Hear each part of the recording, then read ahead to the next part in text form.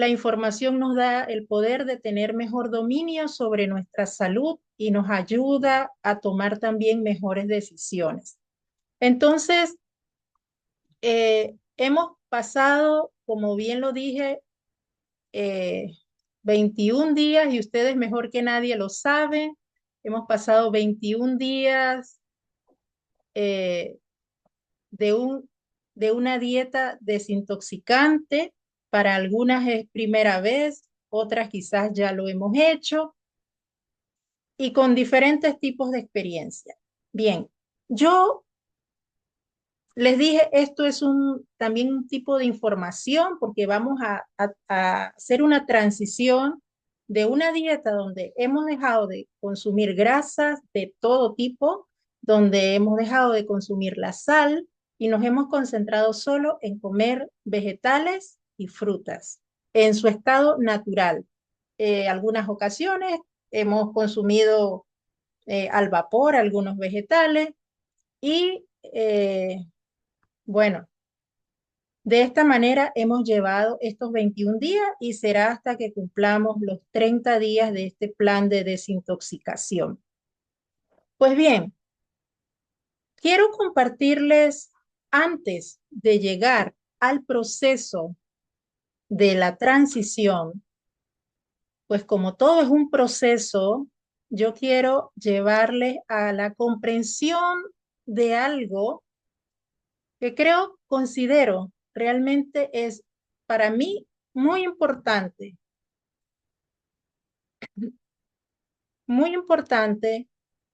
en todo este proceso. A ver,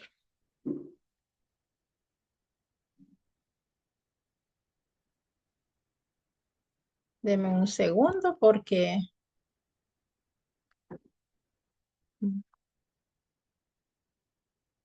bien, ahora sí lo están viendo en pantalla completa, ¿sí?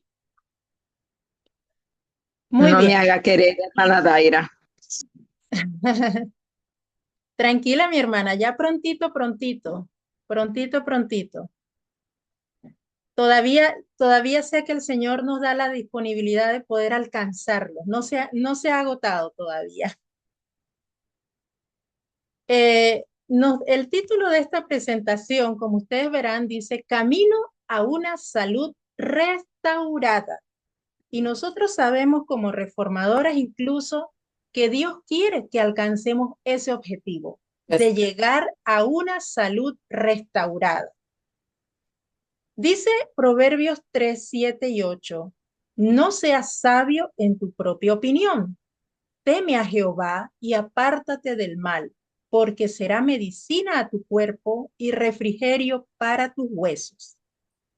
Sabemos que el temor a Dios, ¿qué es el temor a Dios?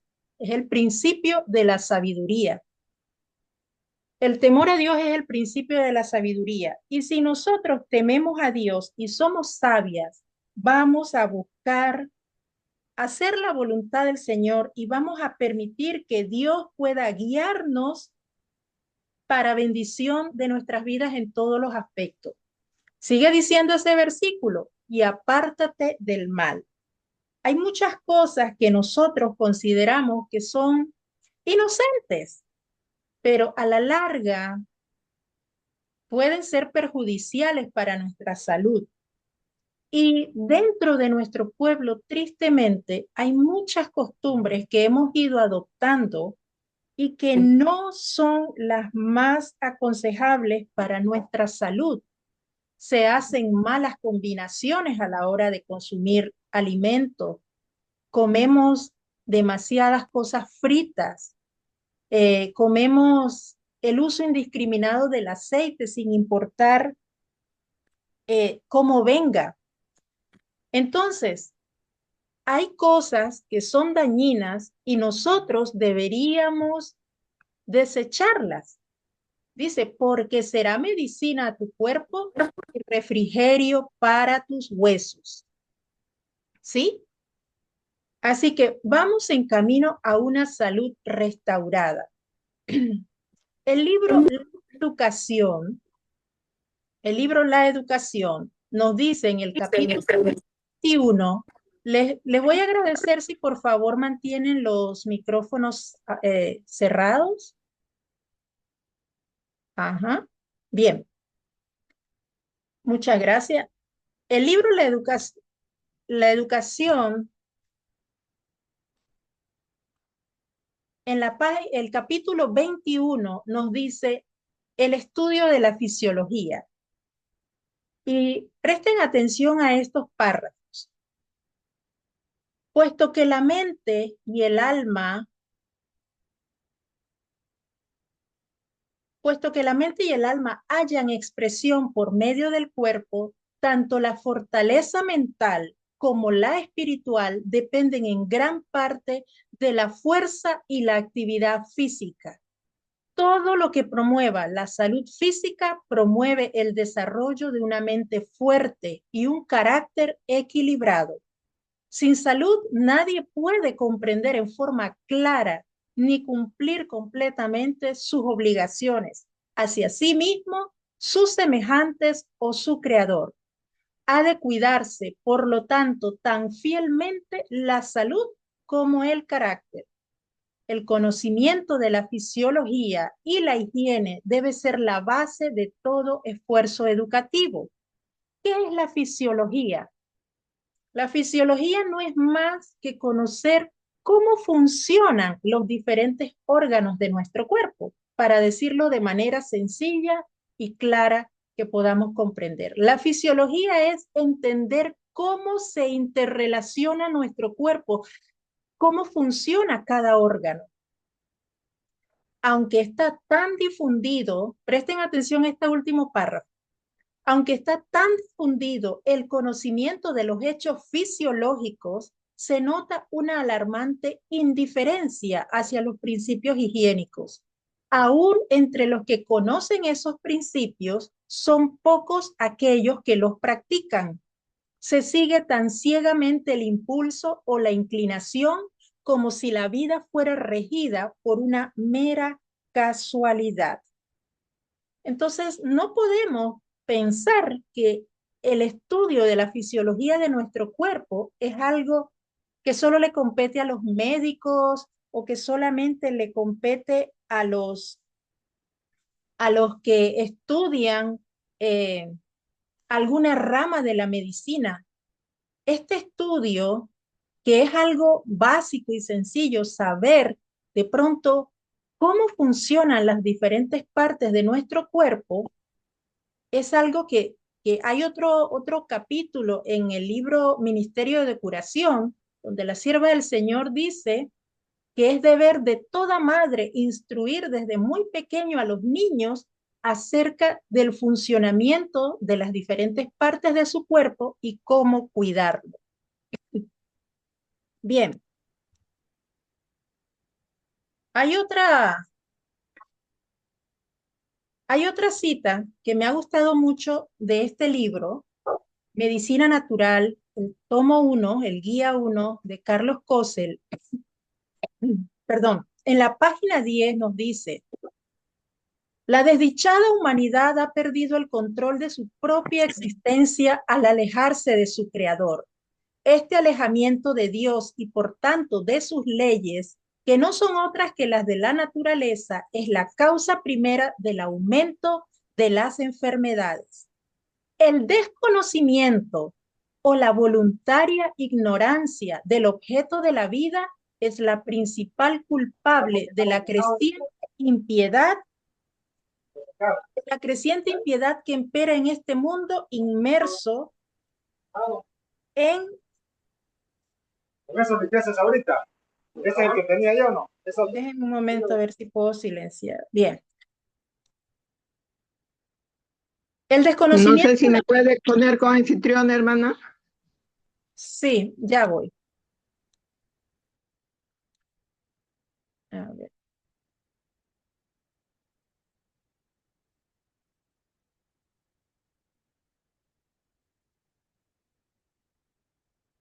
Listo, mi hermana. Por favor, me ayuda con esa parte, ¿sí? Ya, gracias. El desconocimiento o la voluntaria ignorancia del objeto de la vida, dice, es la principal culpable de la creciente impiedad que impera en este mundo inmerso en la miseria y la enfermedad. Entonces, a veces podemos pecar voluntariamente, otras veces por desconocimiento, pero ya en el caso nuestro, con tanta información que se nos ha dado en todos los ámbitos de nuestras iglesias, de nuestras reuniones, yo creo que podemos nosotros estar cayendo en el pecado de voluntaria ignorancia. Es decir, si no practicamos, realmente tenemos una gran responsabilidad delante de Dios porque el conocimiento realmente ya lo tenemos. Vamos a entrar en la parte que nosotros hemos venido haciendo durante este tiempo. Nosotros hemos sido conscientes que debemos cuidar nuestro cuerpo porque es templo del Espíritu Santo. Eso es lo que este grupo de hermanas que nos hemos reunido para llevar a cabo este ayuno o plan de desintoxicación, como ustedes gusten llamarlo, lo hemos hecho por 21 días hasta el momento y esperamos con la ayuda de Dios terminar los 30 días que nos hemos propuesto. Bien, el propósito de este plan ha sido la eliminación de toxinas acumuladas, que a lo largo de toda una vida nosotros acumulamos toxinas no solo por lo que comemos, sino por lo que tomamos, por el aire, por nuestras malas prácticas, el cuerpo va acumulando toxinas. Otro de los beneficios de este plan es poder mejorar la salud digestiva e intestinal. También hacer una dieta o un plan de desintoxicación nos ayuda a reforzar el sistema inmunológico. También nos da un aumento de la energía y de la vitalidad.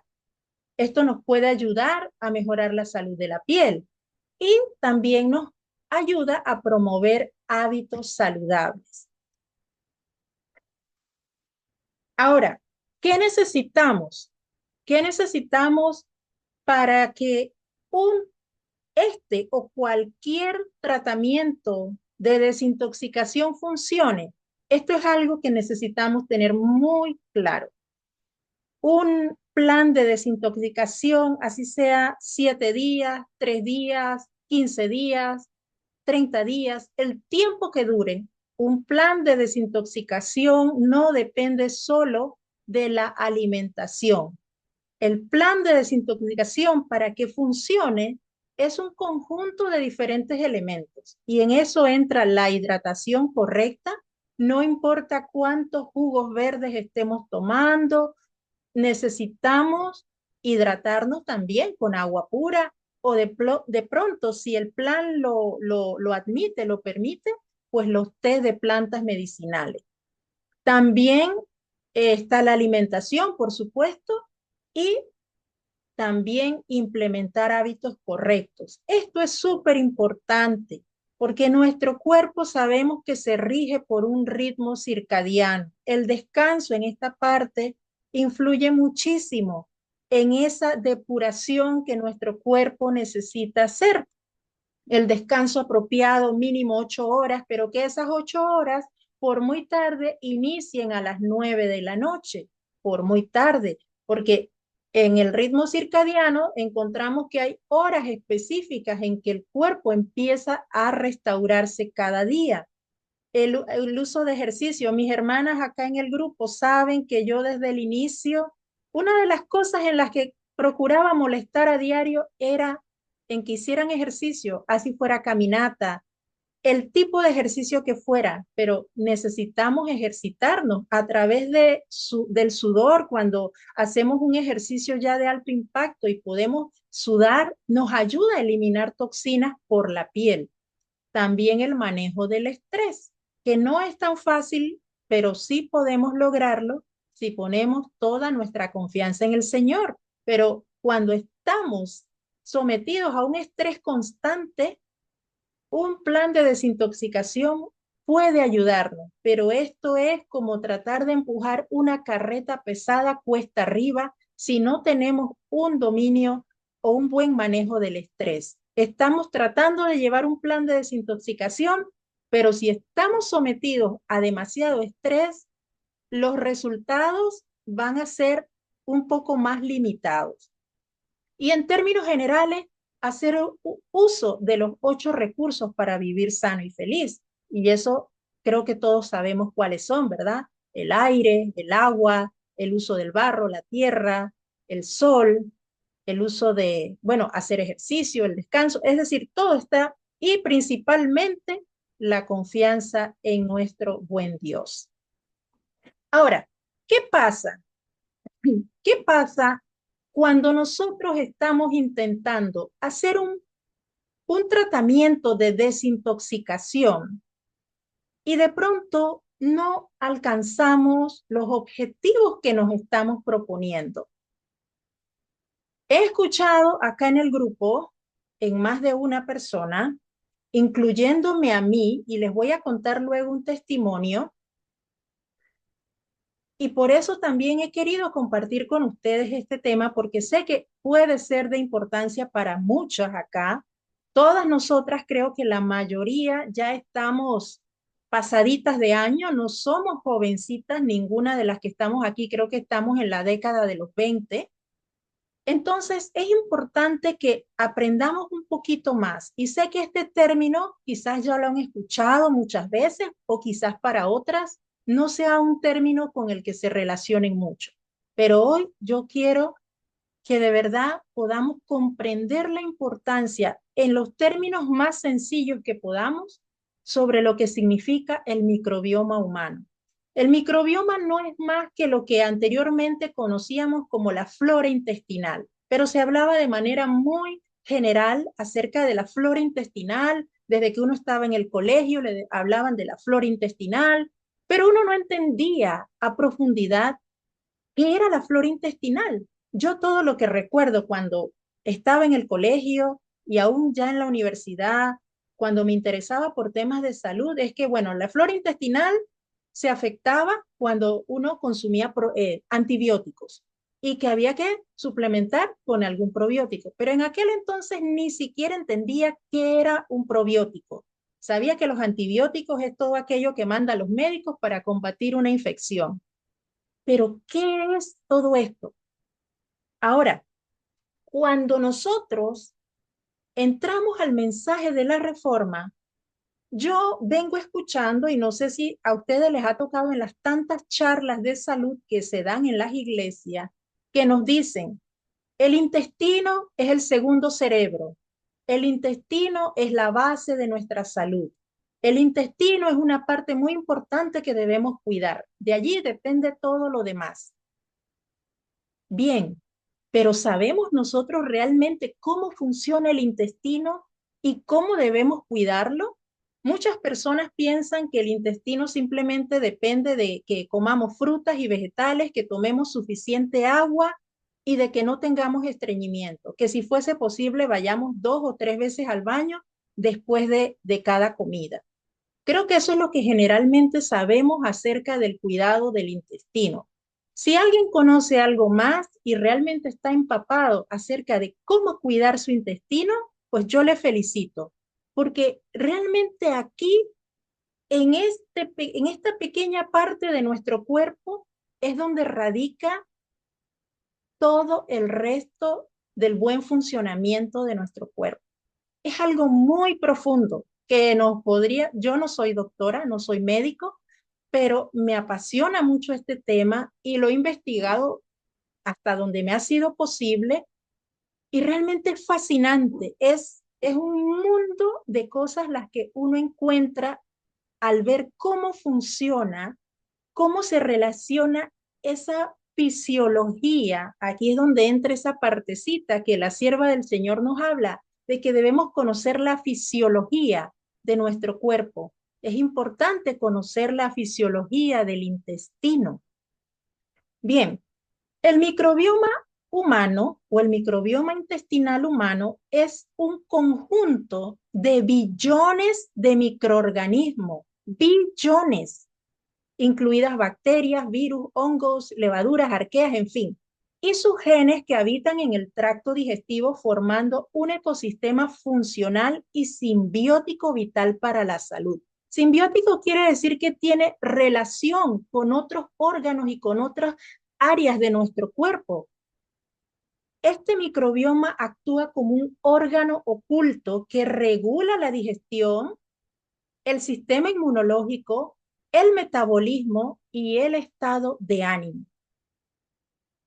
Tómense en cuenta que cuando nosotros estamos hablando del funcionamiento del intestino, demos cuenta de que no estamos hablando de esa estructura que parece como una tubería, ¿sí? Donde pasan las heces fecales. Eso es solamente una estructura. Dentro de esa estructura es donde realmente radica la importancia de la salud intestinal. Esos billones de microorganismos, son billones. Y estos microorganismos, conocidos como un órgano oculto, ellos tienen muchísimo que ver con nuestra digestión, con el fortalecimiento de nuestro sistema inmunológico, con nuestro metabolismo en general y hasta con nuestros estados de ánimo y muchas áreas de nuestro sistema nervioso. Entonces, vamos empezando por aquí y démosle la importancia que tienen estos microscópicos microorganismos llamados microbioma humano, porque realmente de ello o del buen funcionamiento de ello es que depende el resto. ¿Qué enfermedades? Quiero que ahora ustedes se percaten para que vayamos ampliando. Vamos a ir un poquito a la parte, digamos, negativa para ver qué enfermedades son las que se derivan de un microbioma cuando está en desbalance. Ahora les voy a hablar cómo es que un microbioma entra en desbalance, pero en este momento vamos a ver cuáles son esas enfermedades. Cuando tenemos un microbioma, una microbiota intestinal que no está funcionando correctamente, demos cuenta de todo el alcance que puede tener en nuestra salud. Afecta nuestra salud digestiva. Se puede dar síndrome del intestino irritable, enfermedad inflamatoria intestinal, conocida como la enfermedad de Crohn, colitis ulcerosa, un sobrecrecimiento bacteriano, pueden haber estreñimiento o diarrea crónica. Puede haber mala absorción y, en última instancia, cáncer de colon. Pueden darse enfermedades metabólicas como la obesidad, diabetes tipo 2, el síndrome metabólico y dificultad para perder peso. Pueden darse enfermedades autoinmunes o inflamatorias como artritis reumatoide, esclerosis múltiple, psoriasis, el tiroidismo, lupus eritematoso, enfermedad celíaca y aumento de la inflamación sistémica. También se dan enfermedades neurológicas y cognitivas como la fatiga crónica, la niebla mental, cambios de humor, ansiedad, depresión, Alzheimer, Parkinson. Y pueden darse otros tipos de enfermedades como infecciones recurrentes, ya sea urinarias, vaginales, intestinales. Enfermedades hepáticas como la cirrosis, trastornos cutáneos, eczema, acné y sensibilidades alimentarias. Todo este tipo de enfermedades no van a depender exclusivamente de ese desbalance en el microbioma. Dependen de una cadena de situaciones, pero que al final depende de todos los malos hábitos que nosotros hacemos en la alimentación, en nuestros estilos de vida, pero que al final todos esos malos hábitos a quien primero van a afectar es a nuestro microbioma.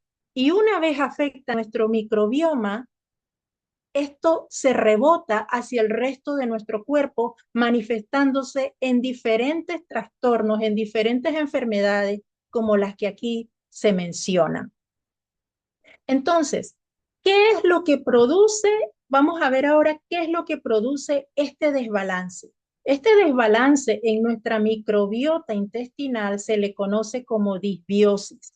La disbiosis no es más, ok, voy a echar un poquito hacia atrás. Les mencioné que en el intestino tenemos billones de bacterias, hongos, levaduras y de toda clase de microorganismos en nuestro intestino. Pero resulta que esas bacterias no son todas buenas. Tenemos bacterias buenas y bacterias malas. Entonces, esas bacterias deben estar en equilibrio. No existe algo como tal de que vamos a eliminar por completo las bacterias malas porque no existe esa posibilidad, pero sí existe la posibilidad de que cuando cuidamos correctamente el cuerpo, nuestras bacterias buenas en el intestino deben sobrepasar las bacterias malas y mantenerlas en control. Entonces, ¿qué pasa? Cuando nosotros hacemos demasiados desórdenes con nuestro cuerpo o sencillamente han habido factores que escapan de nuestras manos, como ahorita vamos a ver, han habido factores de salud que han alterado esa composición en nuestros intestinos, entonces se da esto, conocido como disbiosis intestinal, donde hay más bacterias malas que buenas. Eso es una disbiosis intestinal, un desbalance. Algo que es bien importante que sepamos es que nuestra microbiota, tarde o temprano, va a ir degenerándose con la edad. Sencillamente nuestra microbiota con la edad, si no cuidamos nuestro cuerpo, se va desmejorando. Podemos caer en una disbiosis intestinal simplemente producto de la edad, pero eso no tiene que ser explícitamente así si somos conscientes de cómo cuidar nuestro cuerpo. Entonces, ¿qué puede ocasionar este desbalance? ¿Qué puede ocasionar que en nuestro intestino nuestra microbiota tenga más bacterias malas que bacterias buenas? Pues, en primer lugar, una dieta inadecuada. Esas dietas ricas en azúcares, grasas saturadas, alimentos procesados, bajas en fibra, promueve el crecimiento de bacterias dañinas. También el uso de los antibióticos y medicamentos. Esta es una de las cosas que más destruyen, ya lo sabemos, las bacterias buenas en nuestro intestino, pero también se incluyen aquí los analgésicos y los protectores gástricos. Otra cosa que afecta muchísimo nuestra microbiota, y yo creo que a veces no somos tan conscientes de lo mucho que puede afectar hasta que de pronto no vemos los resultados, pero el estrés crónico. Todos tenemos estrés, pero el estar en un constante estado de estrés que se mantiene día tras día en nuestras vidas afecta nuestra microbiota. Esto afecta el eje intestino-cerebro y altera la composición bacteriana y debilita la barrera intestinal.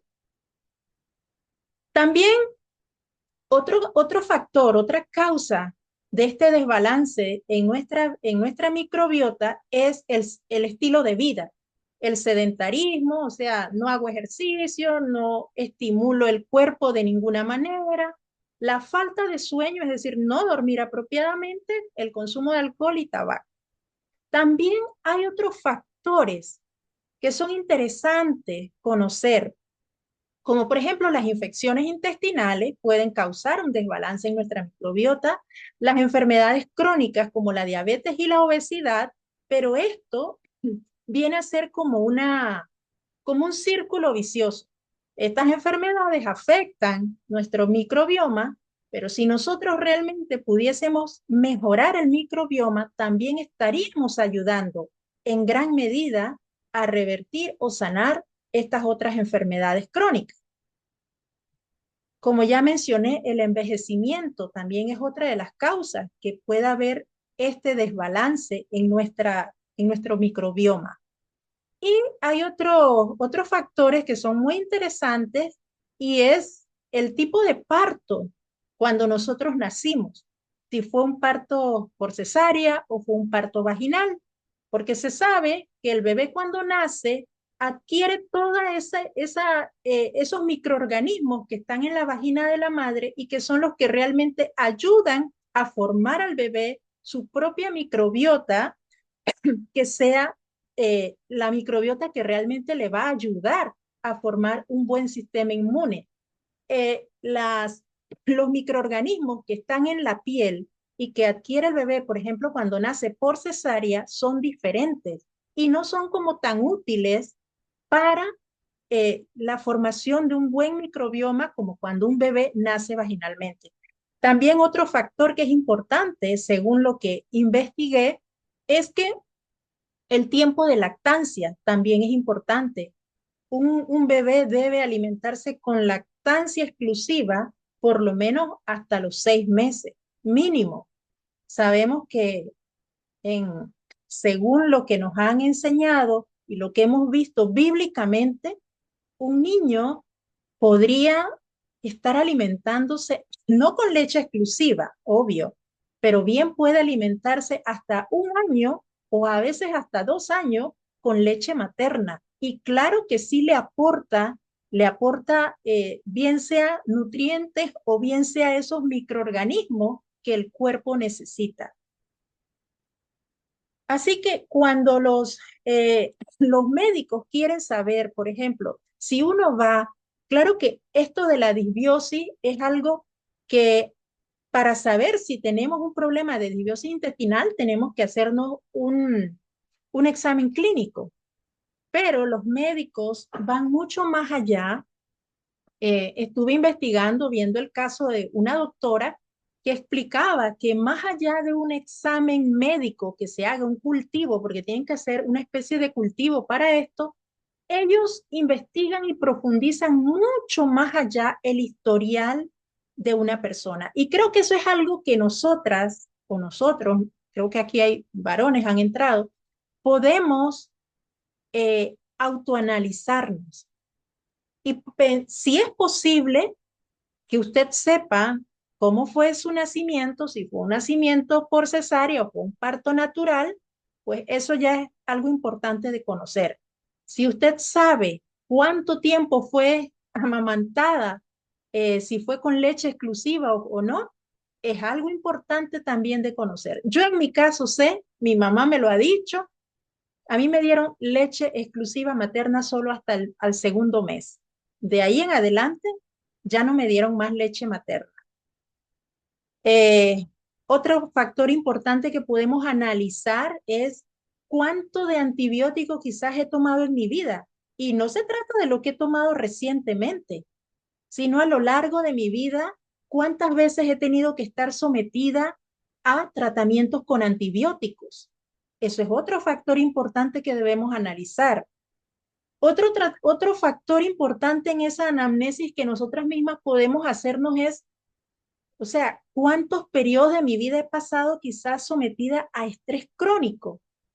¿Cómo ha sido mi estilo de vida? ¿Me he sido una persona que me ejercito? ¿He sido una persona que realmente tomo conciencia de que debo cuidar mis horas de sueño? ¿Cómo ha sido mi vida? Entonces, si nosotras mismas nos hacemos ese autoexamen, podríamos ver, podríamos sin necesidad de ir a un médico, incluso tratar de entender cómo está funcionando nuestra microbiota.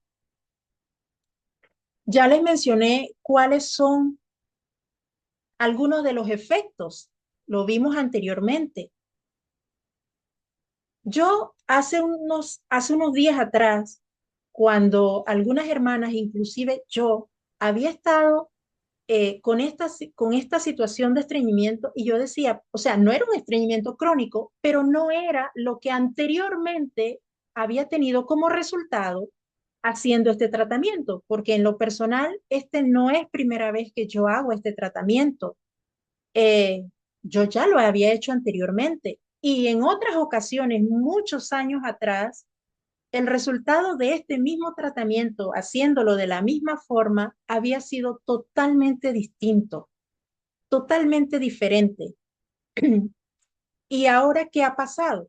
Pues yo hace prácticamente 5 o 6 años atrás pasé un episodio de mi vida en un tema de salud que forzosamente me sometió a un largo periodo con antibióticos. Bueno, para mí esa época fue un antes y un después. Yo lo tengo bien clarito, para mí fue un antes y un después en mi salud cambió completamente. Siempre yo le decía a mi esposo, necesito hacerme una limpieza de mi cuerpo, me siento, y de allí empezaron, no la pude hacer. Hasta ahora es que vengo a hacerme nuevamente una desintoxicación total. Pero yo sí vi a lo largo de estos últimos años los efectos de los que yo les estoy hablando aquí.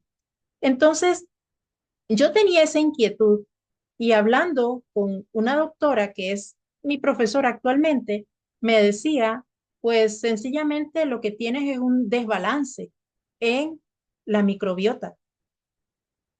Y ya investigando a fondo, he encontrado toda esta clase de información que realmente me parece que es muy útil porque todos nosotros necesitamos cuidar nuestra microbiota. Y de pronto estamos haciendo este tipo de tratamiento. Cualquiera de ustedes puede en este momento o en otros momentos hacer una desintoxicación y puede decir, no, a mí eso no me funcionó, más bien me hizo sentir peor, me hizo sentir más mal. Pero el problema no está en la desintoxicación, si es que se ha llevado correctamente, si es que se ha llevado en un plan de forma organizada, si es que yo he cumplido con hacer la desintoxicación como debe hacerse. Entonces, muchas veces la causa puede estar en esta desregulación que tenemos acá a nivel intestinal, porque nuestra microbiota no nos está acompañando para poder llevar a cabo el tratamiento como debe ser. Claro que la desintoxicación se supone que va destinada a regular nuestra flora intestinal, a ayudar a mejorarla, pero es que esto es una relación simbiótica, ¿lo recuerdan? Tenemos que ir ayudando también a mejorar el intestino para poder que él nos ayude en en nuestras demás áreas. Y de eso es lo que quiero entonces hablarles, cómo lo vamos a poder lograr. De eso es lo que se trata, ese es el objetivo de esta tarde, poder ayudarles a reconocer cómo restaurar nuestro microbioma. Ustedes se han dado cuenta que las personas cuando ya entran en cierta edad y están en cama, que ya no pueden ejercitarse, muchas de sus funciones empiezan a deteriorarse rápidamente y estoy casi convencida de que el problema radica en que, pues obviamente, ya no tienen movilidad, ya no tienen ningún tipo de actividad, pero estoy casi convencida de que la muerte del organismo empieza en ese intestino, en ese microbioma que ya no tiene una correcta atención. Y de allí entonces vemos que hay personas encamadas que sufren hasta de estreñimiento y les dan, pues toda, se van desmejorando demasiado rápido. Vamos a ver cómo restaurar el microbioma. Lo primero es incluir alimentos ricos en fibra. Fibra soluble, fibra no soluble. También es importante consumir alimentos fermentados. Nosotros en este tratamiento hemos estado consumiendo muchísima fibra. Todo lo que hemos consumido durante estos 21 días ha sido mucha fibra en frutas y en vegetales. Hemos consumido jugos, que también esos jugos llevan fibra soluble. Pero ¿por qué a pesar de tal vez no funciona en alguna medida como esperamos? Tenemos que atender la causa. Después de que esta doctora, profesora, me dice, pues el problema está en un desbalance y necesitas incluir probióticos. Y yo en estos últimos días he estado tomando el probiótico, pero en cápsulas. He tomado cápsulas de probiótico y tan solo con un par de días, bueno, llevo como 3 o 4 días tomándolas, pero he notado ha habido un notable cambio, una notable respuesta al tratamiento de la desintoxicación muy diferente a lo que venía haciendo días atrás. Y estoy haciendo lo mismo. ¿Qué cambió? Pues simplemente incluir probióticos. Y la respuesta ha sido muy, muy diferente. Ahora, hay una realidad que es importante que también sepamos según lo que he investigado y según estudios clínicos que se han hecho, consumir alimentos fermentados ayuda muchísimo a restablecer nuestro microbioma. Se hizo un estudio con dos diferentes grupos de personas, a los que a uno se les puso a comer alimentos ricos en fibra y al otro grupo se les puso a comer solo alimentos fermentados. O sea, no solo, pero incluidos en su dieta iban alimentos fermentados. El otro no tenía alimentos fermentados. En ambos grupos se notó que hubo una mejora de la microbiota, pero ¿qué resulta? Con los que consumieron alimentos fermentados, la respuesta fue mucho más rápida. Y ojo a esto, cuando digo rápida, no esperemos que nuestro microbioma en su totalidad se va a restablecer. Yo no puedo esperar ahorita que con 2 o 3 días que he tomado probióticos, ya mi microbiota está saludable, está bien. No. En estos dos grupos, el grupo que consumió alimentos fermentados se pudo ver una notable mejoría después de 17 semanas. Estamos hablando de 4 meses y resto aproximadamente, y se dice que esta es la respuesta más rápida a corto plazo si queremos mejorar nuestra microbiota, es consumiendo alimentos fermentados. Pero ese corto plazo, vuelvo y repito, no esperemos que se va a dar en una semana. Ese corto plazo, imagínense que si llevamos años de estar dañando nuestra microbiota, pues el cuerpo igual necesita su tiempo para poder repoblar esa microbiota de bacterias buenas y poder restaurarse de una manera equilibrada. El otro grupo que consumió alimentos ricos en fibra también logró ese balance, pero a muy largo plazo. Y si el primer grupo fue en 4 meses y tanto, pues imagínense cuánto tiempo puede tomar la microbiota en restaurarse a largo plazo consumiendo pues una dieta equilibrada, comemos sano, normal, como acostumbramos en la reforma, si es que realmente estamos incluyendo una buena cantidad de ensaladas y frutas. Puede restablecerse si hacemos los pasos correctos, como ya les mencioné anteriormente, todo lo que incluye eh, tener una microbiota saludable. Pero en el aspecto de la alimentación, esto nos puede tomar mucho tiempo. Con alimentos fermentados, acortamos ese tiempo. Otra forma, pues, de restaurar el microbioma es evitar, aquí dice reducir, pero yo diría hasta lo más posible evitar el consumo de azúcares y ultraprocesados y procesados. Dormir bien, reducir el estrés, nos va a ayudar a restaurar nuestro microbioma. No le vemos importancia o no le vemos relación, pero Dios ha creado el cuerpo de esta manera tan perfecta, tan magnífica, y realmente así es como Él nos diseñó. También debemos practicar alguna actividad física regularmente y pues considerar los suplementos de probióticos y prebióticos. Los probióticos es todas aquellas bacterias que necesita nuestro cuerpo para precisamente poblar el microbioma. Y los prebióticos son el alimento que los probióticos necesitan. Yo no sé cuántos de los que están acá conocen los temas sobre agricultura orgánica, el tema de los abonos orgánicos. En los abonos orgánicos se dan, en lo que es la agricultura orgánica, se da una similitud tan grande, tan parecida con los procesos que nosotros tenemos en nuestro día a día con nuestra salud, que es impresionante. Bueno, los prebióticos vienen a ser como ese alimento que le ponemos a un bocachi. Por ejemplo, un bocachi necesita una fuente de energía y se le pone el salvado de arroz, se le pone la melaza, se le pone levadura. Necesita una fuente de energía para poder que se active los microorganismos en ese bocachi. Lo mismo sucede acá. Los prebióticos son la fuente de energía que necesitan los probióticos.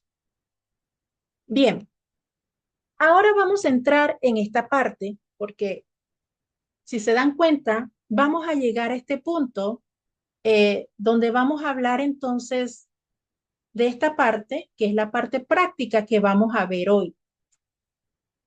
Yo espero que la parte de lo que es la importancia del microbioma en nuestra salud, cómo funciona, cómo se deteriora, qué podemos hacer para cuidarla, sea algo a lo que nosotros le pongamos mucho interés.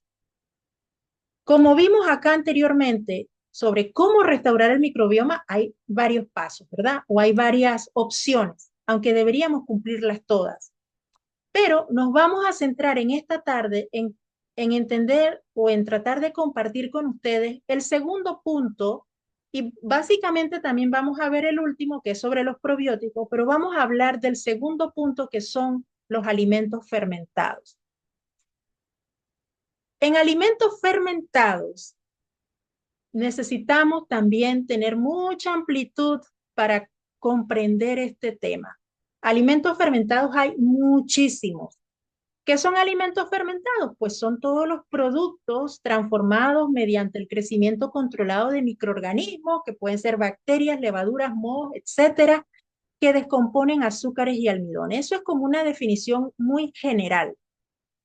Alimentos fermentados pueden ser incluso la cerveza, el vino, el chocolate es un alimento fermentado, un producto fermentado.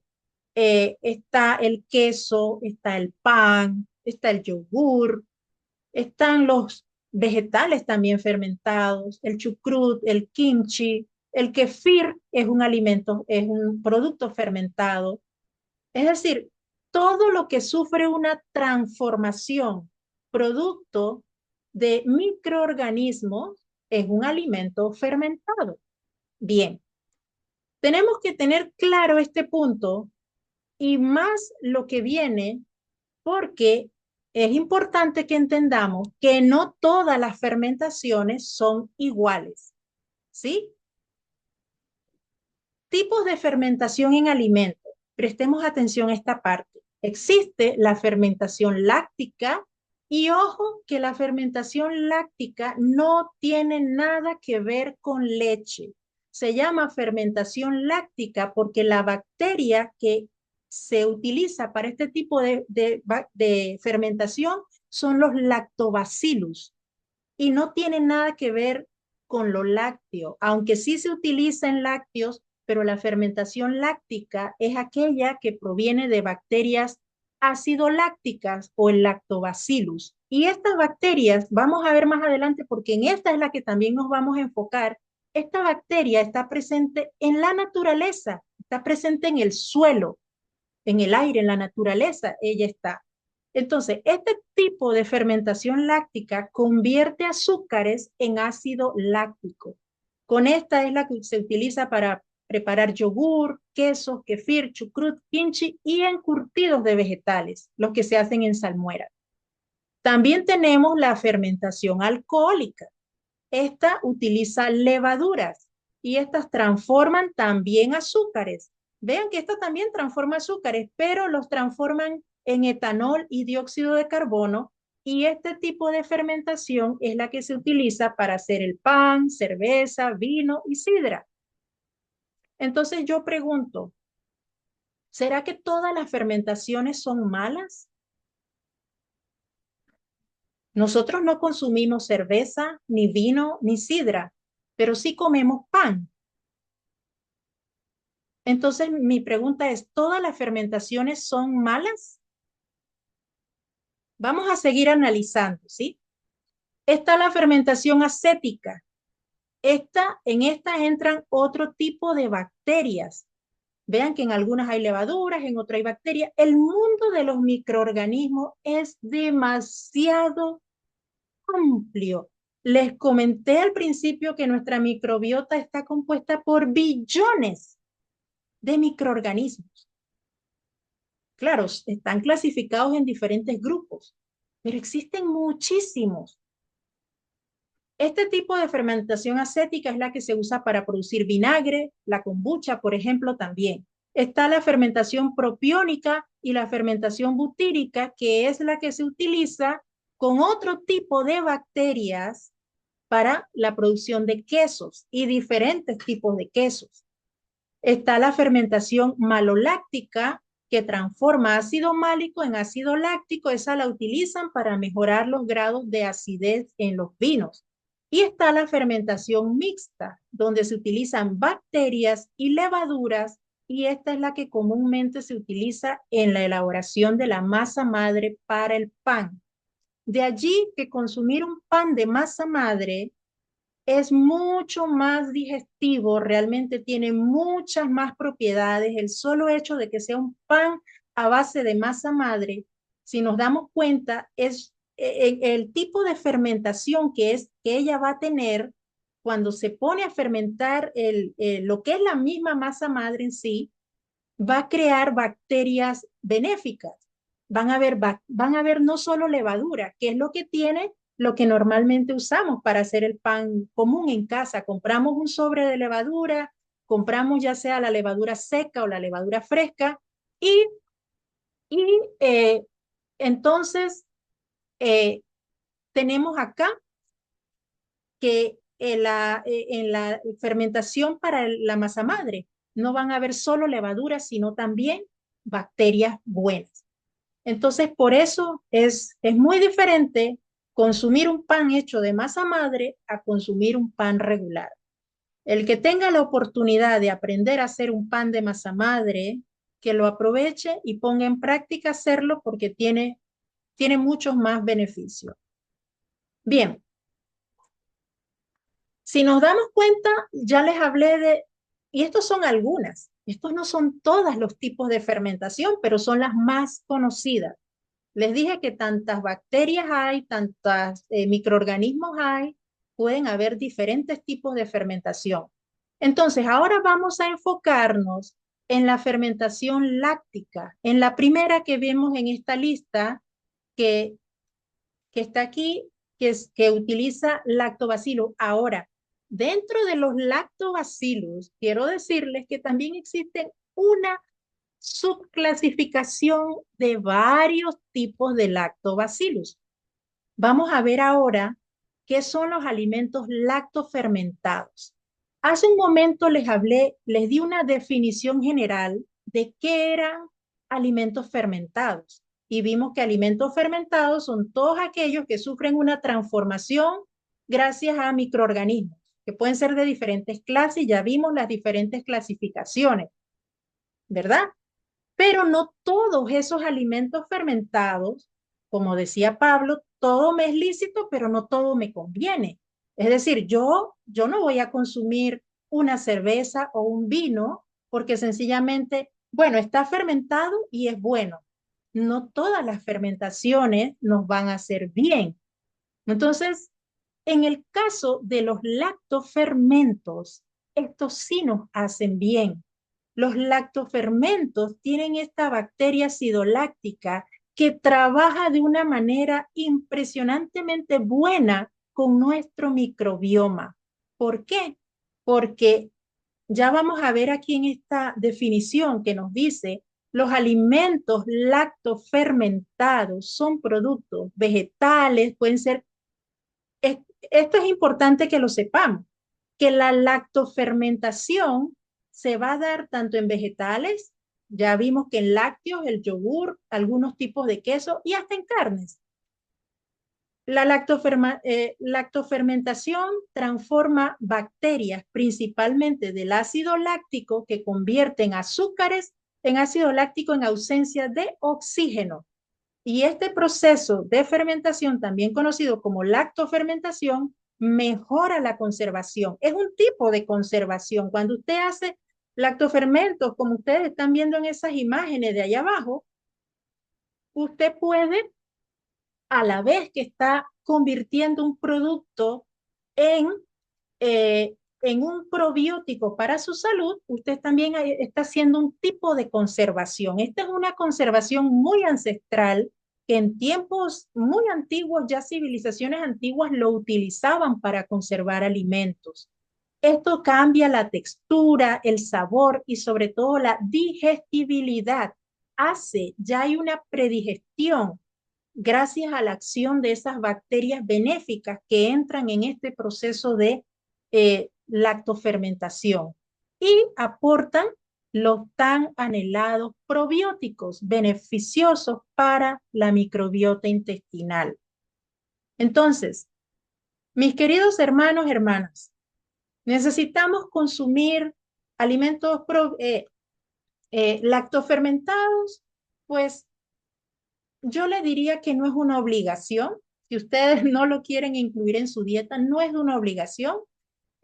Ustedes pueden consumir alimentos que sean ricos en fibra, como ya hablamos hace un momento, van a ayudar a nuestra microbiota si nosotros realmente hacemos los cambios pertinentes. Recordemos que la alimentación no lo es todo, pero esto va a tomar un tiempo prudencial, un largo tiempo.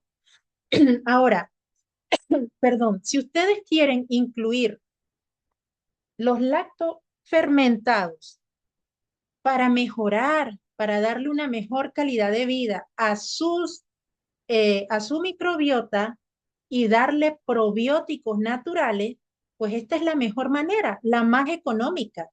Comprar probióticos muchas veces no es tan económico. Disculpe, no es tan económico.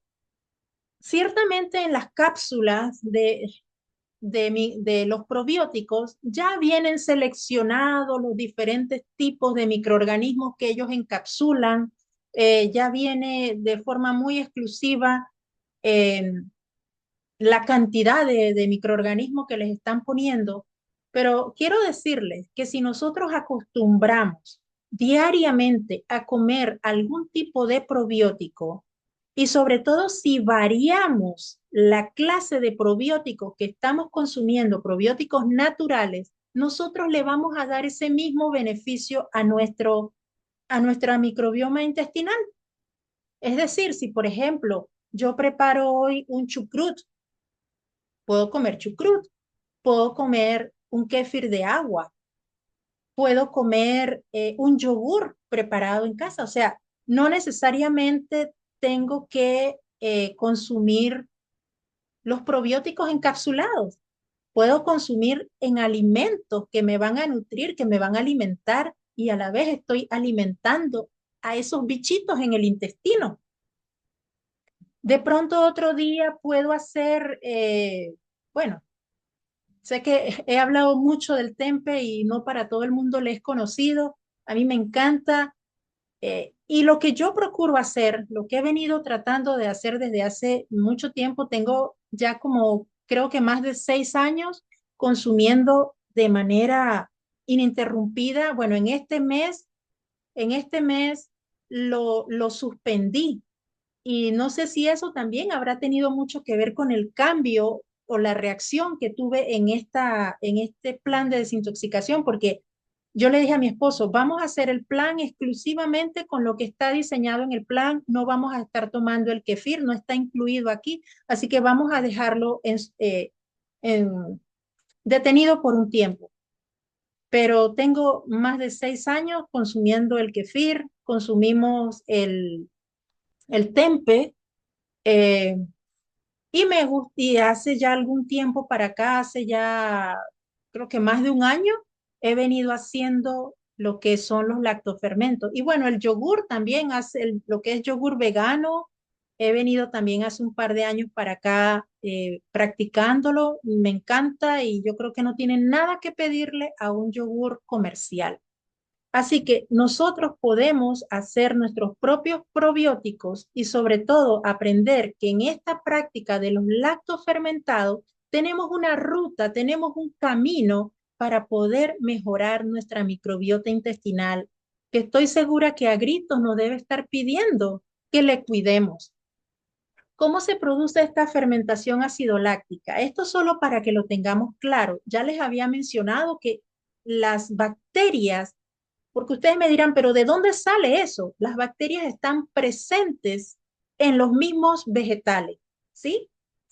Las bacterias lácticas son las responsables de la fermentación en vegetales y se obtienen principalmente de forma espontánea y natural, ya que residen en la superficie de plantas, hojas como la del repollo, también este repollo chino, el que usan para hacer el kimchi, ¿no?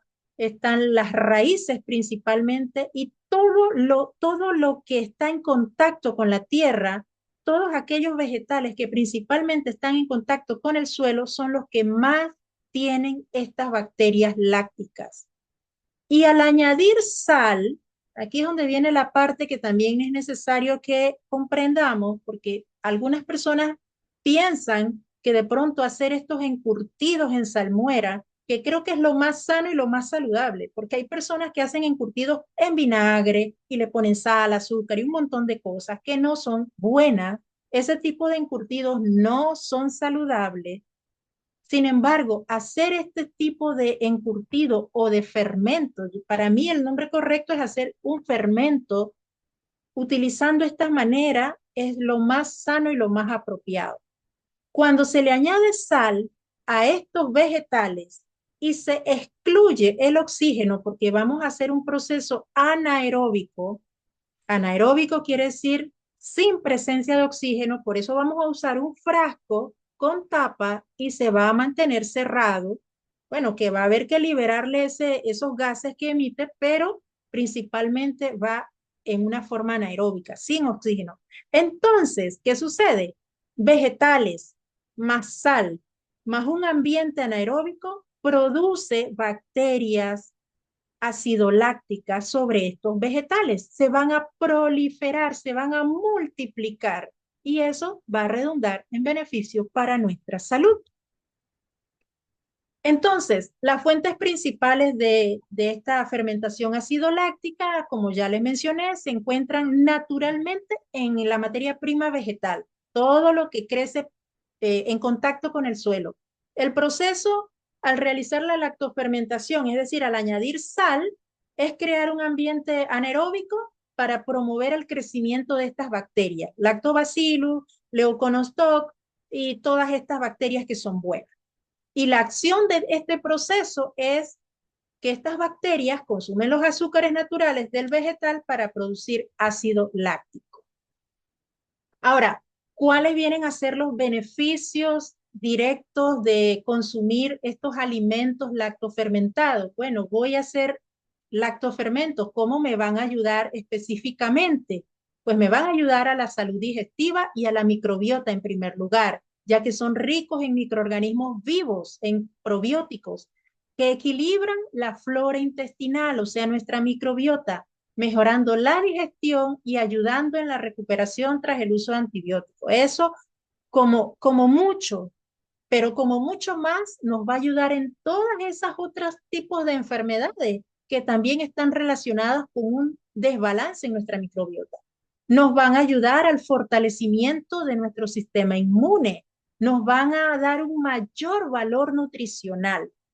Es decir, la remolacha tiene sus propiedades, pero si yo pongo a fermentar la remolacha, va a aumentar la disponibilidad de minerales que tiene la remolacha y también las vitaminas. Dice que lo que es el hierro, el zinc, el calcio y las vitaminas especialmente del complejo B y la vitamina K2 son nutrientes que al practicar la fermentación con los vegetales nos van, o sea, se van a poner más disponibles para que nuestro cuerpo los asimile. También al consumir alimentos lactofermentados vamos a poder obtener de ellos propiedades antiinflamatorias. Ellos tienen compuestos bioactivos como ácidos grasa de cadena corta que ayudan a reducir la inflamación crónica. Sabemos que bueno, la mayoría de las enfermedades vienen producto de un organismo que está inflamado. Entonces, estos productos lactofermentados tienen propiedades antiinflamatorias. También ayudan a la regulación de la glucemia. ya que ayudan a disminuir el impacto de los carbohidratos en el azúcar en sangre, siendo beneficiosos para la salud metabólica. Así que hemos visto ya muchos de los beneficios que tienen, o bueno, yo he tratado de resumir. La verdad que como les menciono, esto es un tema demasiado amplio y he tratado de resumir, tratando de llevar de causa a efecto lo que es el cuidado del microbioma en nuestra salud, la importancia que tiene para nuestra salud, cómo se deteriora, cómo podemos cuidarla, cómo podemos restablecerla y ya que el uso de alimentos fermentados es uno de los tantos medios que podemos usar para restablecer nuestro microbioma, entonces, pues decidí también compartirles este, este taller práctico acerca de cómo hacer un chucrut y cómo hacer yogur veganos. También está, bueno, no lo había puesto aquí, pero sí voy a compartirles de forma muy breve porque es que en realidad esto se hace tan rápidamente que no nos lleva tiempo en la cocina preparar un lactofermento. El tiempo que el lactofermento lleva y que nos va a tomar, pues, un tiempo de paciencia es en esperar, valga la redundancia, el tiempo de fermentación que esto va a tener, porque lo preparamos hoy, pero no lo vamos a consumir hoy mismo. Para que estas bacterias se multipliquen, necesitamos como mínimo 7 días, pero un chucrut usted lo puede dejar perfectamente hasta un mes en ese proceso de fermentación y después de un mes está, si se hizo de forma correcta, estará en perfecto estado para consumirse. Mientras más tiempo se deja los lactofermentos, pues más nivel de acidez va a tener, pero también mayor cantidad de probióticos.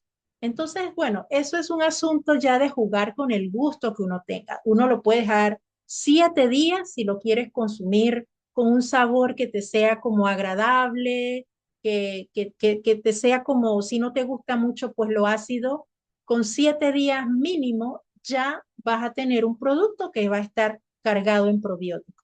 Pero hay personas que les encanta dejar un chucrú hasta por un mes y hasta más.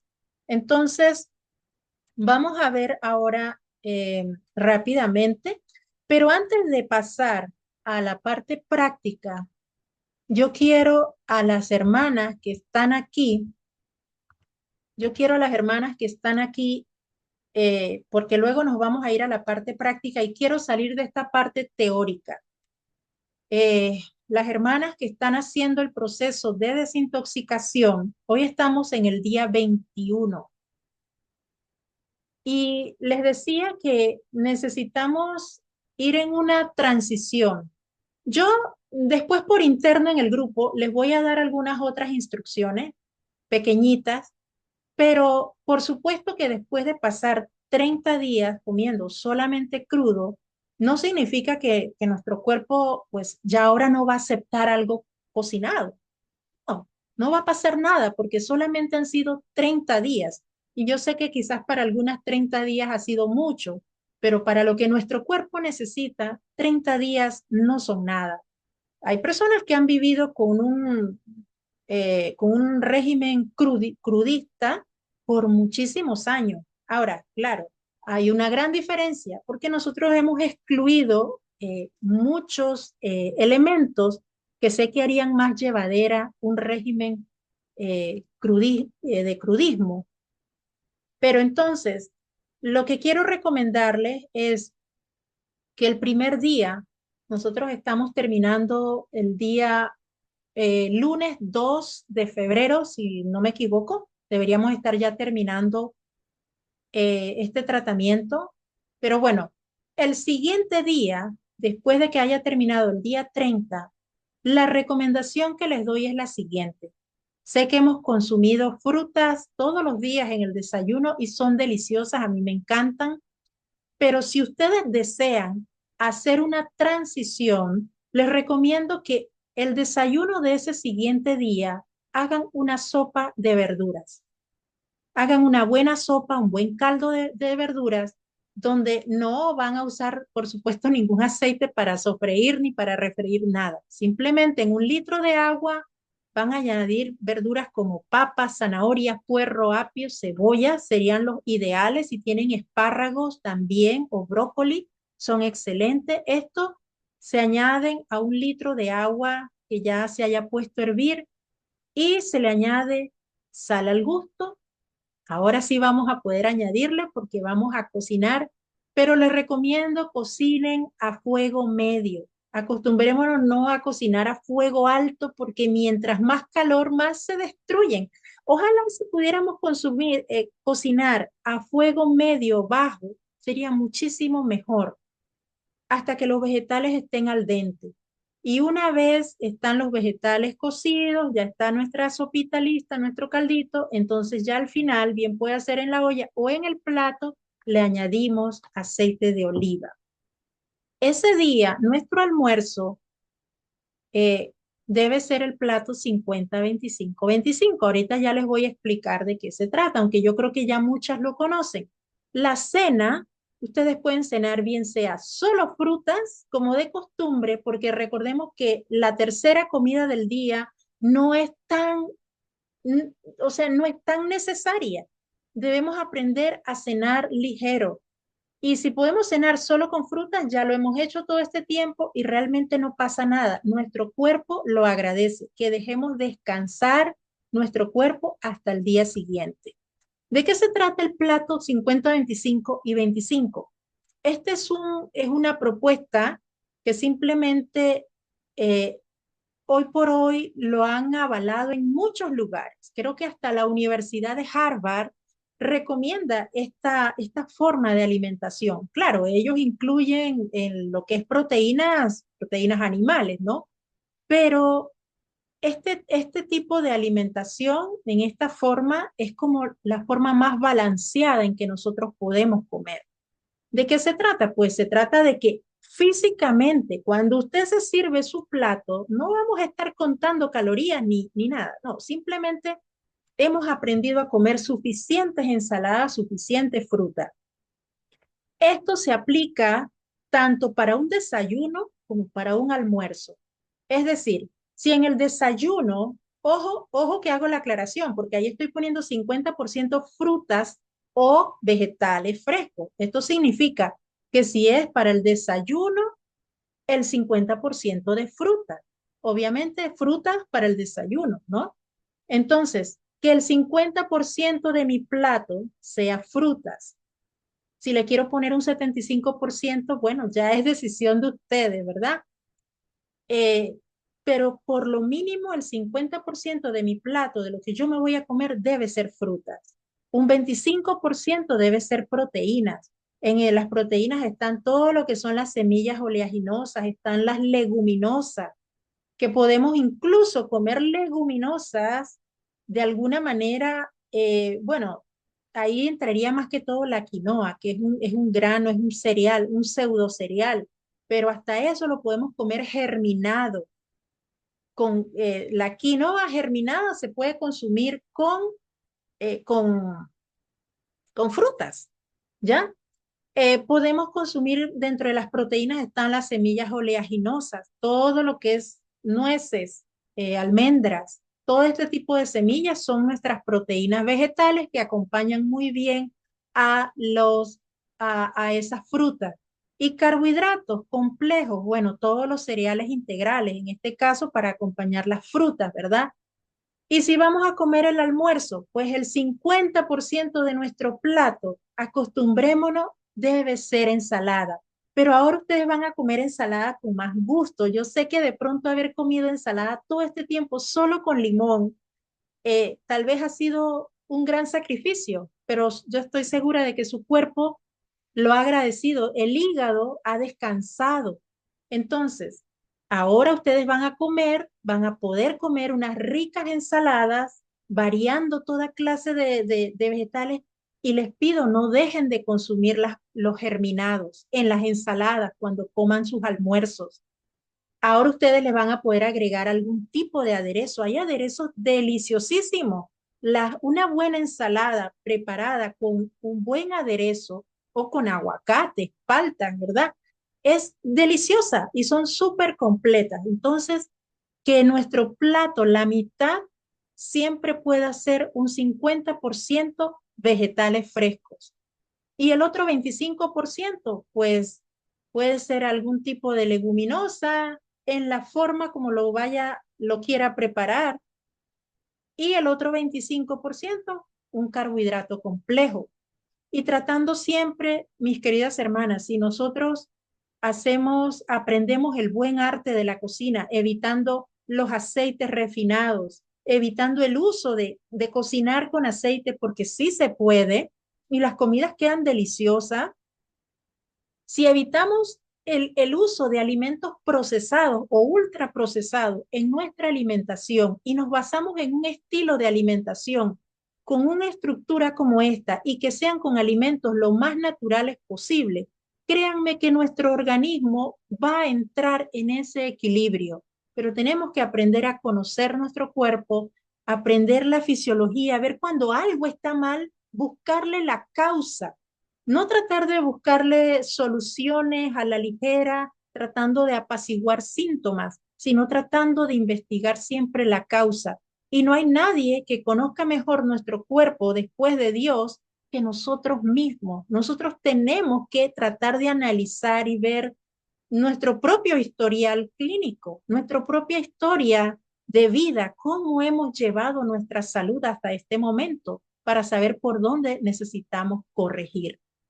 Bien, ahora sin más que decir en cuanto a la parte teórica y que pues ya algunas otras cositas voy a mencionarles ya en el grupo a nuestras hermanas, vamos a ir a la parte práctica. Me voy a ir a la cocina, así que denme unos segunditos mientras me traslado para la cocina y vamos entonces ahora sí, manos a la obra. Y si tienen alguna preguntita, me la van dejando ahí en el chat y con mucho gusto, en la medida que yo pueda, que esté a mi alcance, se las pueda responder. Y bueno, claro que sí, Ebenecer hasta aquí nos ha ayudado el Señor y a Él sea toda la honra y la gloria. Así que vamos ahora, voy a cortar aquí incluso la grabación y vamos a continuar grabando la otra parte en la cocina para tenerlo por separado la parte práctica.